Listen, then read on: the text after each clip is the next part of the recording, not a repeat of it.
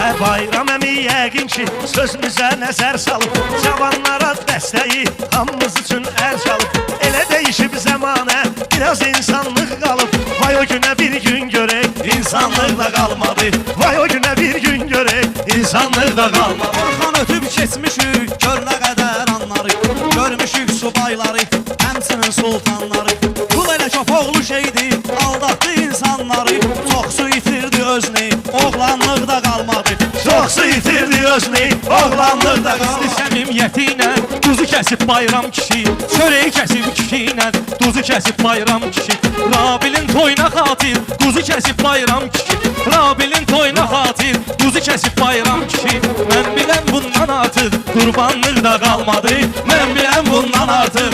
Elimizin üstündə var hərdən tək asqıranlar.